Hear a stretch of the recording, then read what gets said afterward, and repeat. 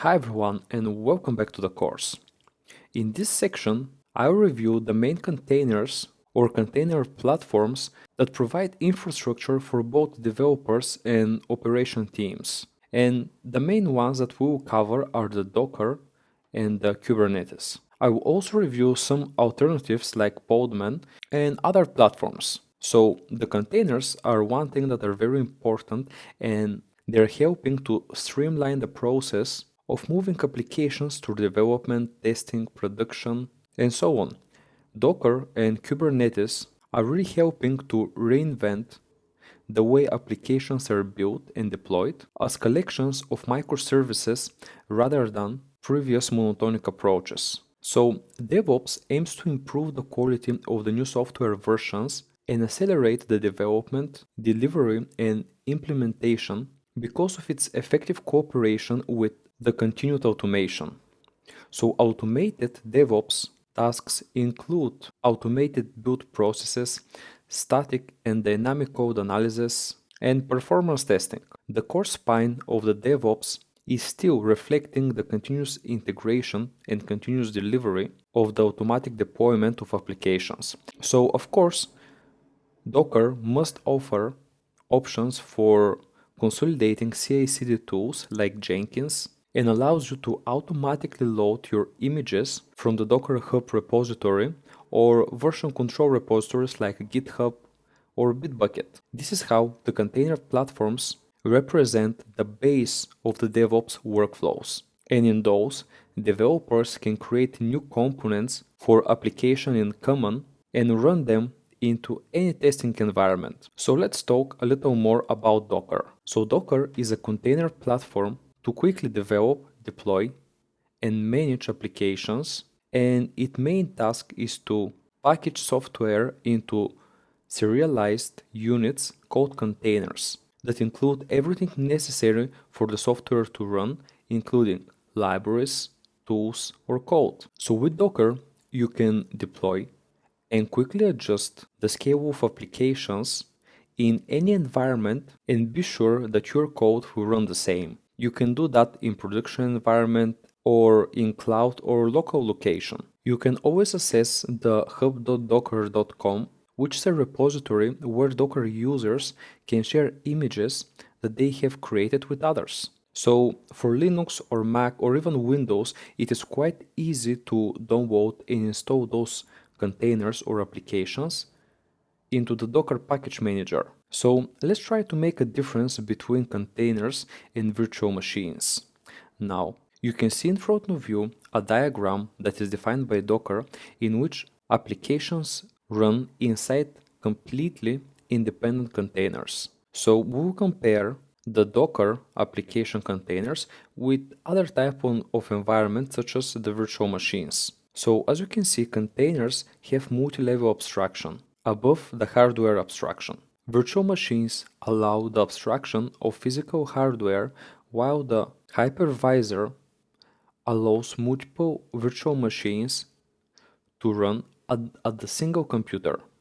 Each virtual machine includes a full copy of the operating system applications and the required libraries. However, with the use of containers, resources can be isolated and services can be restricted. In that case, processes are given the ability to have an almost completely private vision of the operating system with its own process space identified. So, as you can see, multiple containers share the same core, but each container can be restricted to using defined amount of resources such as the CPU, memory, or input-output resources. So because of this container structure, Docker takes better advantage of the hardware and only needs a minimum system files for its services to work. It doesn't need multiple versions of the same operating system installed in virtual machines. So the containers in Docker are self-managed, so they don't need anything more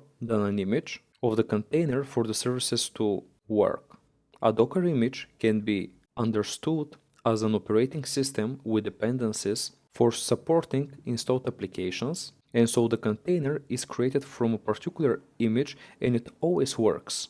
Docker's images are also portable between different platforms. with the only requirement being that Docker is installed and the service is running on the host system. You can also use repository of images such as GitHub or Bitbucket code repositories, and this service is called Docker Hub Registry. So let's talk about the Docker architecture.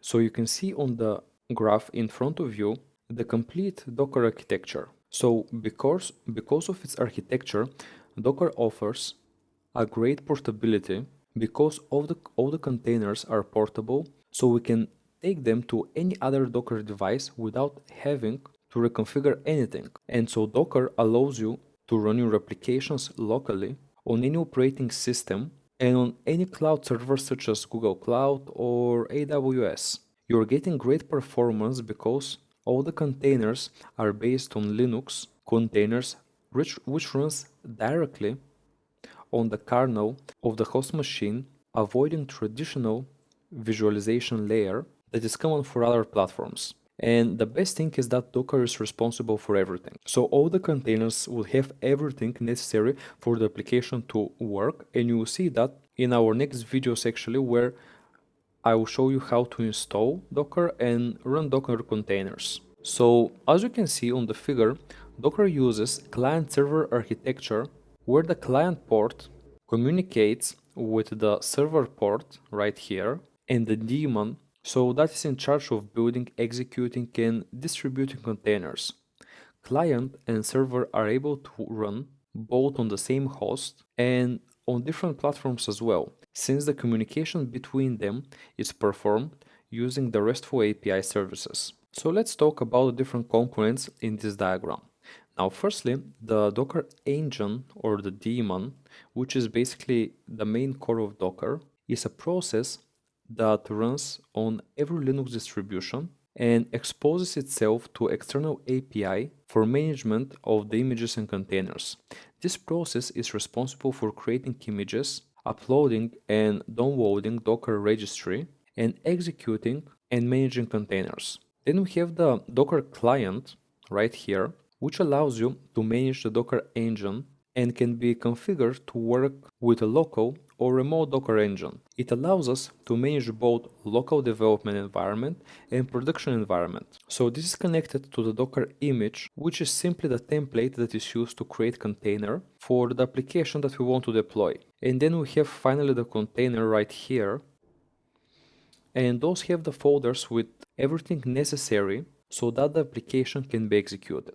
The Docker tool offers the ability to package and run an application in an isolated environment that is actually called container. So to use the Docker, you can use the command line interface, communicate between the servers and the client, and to do that, the REST API is used. The Docker daemon process is responsible for creating and managing objects like images, containers, networks, and volumes. So actually the components that make the basic architecture of the Docker engine are actually the API, the command line interface or the client, and the REST service. The name daemon process means that the server works in the background of the host system and allows central control of the Docker engine. The REST API specifies a series of interfaces that allows other applications to interact with the Docker daemon. And finally, the command line interface uses the terminal, and this is the commands that you're writing from your terminal because you're the client, and interacts with the daemon using the REST API. It is pretty simple.